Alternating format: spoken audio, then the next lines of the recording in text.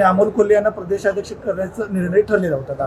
ठीक आहे, आता झाली, आता ज्याच्याशी चर्चा झाली तीच व्यक्ती आपल्यात राहिलेली नाही.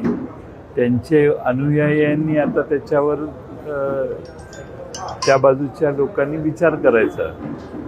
दादांची इच्छा काय होती यावर आता आम्ही सगळे बोलून झालेलो आहोत.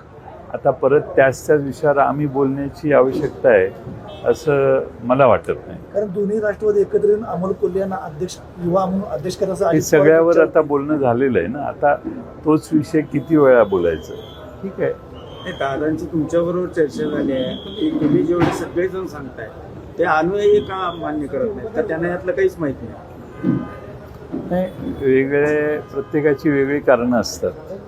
जाणीवपूर्वक परिस्थिती बदलल्यावर त्याचे फायदे तोटे या बाबतीत लोक विचार करत असतात. त्यामुळं आम्ही काय वस्तुस्थिती झाली ती सांगितली. राज्यसभेची निवडणूक पुन्हा लागल्या, शरद पवार रिंगणात उतरतील असं वाटतं का?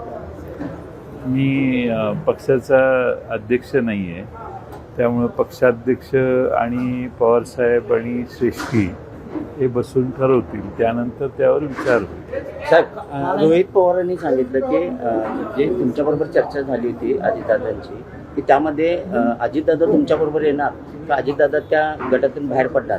त्या दोन्ही वेळेला राष्ट्रवादीचा एक गट कायम नाराज होता आणि विरोध करत होता.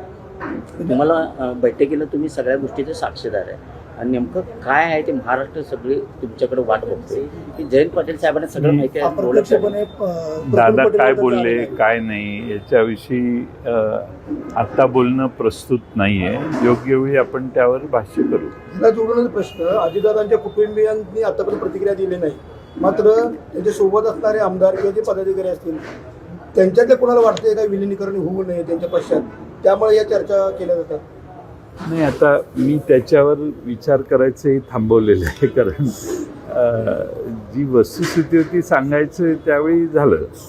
आता त्याविषयी बाहेर प्रसारमाध्यमातून वेगळे नेते ज्या पद्धतीनं बोलत आहेत त्या पद्धतीनं काही लोकांना हे अडचणीचं आहे, काही लोकांना सोयीचं आहे, असे वेगळे प्रकार आहेत त्याच्यात. त्याविषयी मी बोलायचं नाही असं ठरवलं आहे आणि मला खात्री आहे आमचा पक्षही याविषयी आता काही बोलत नाही.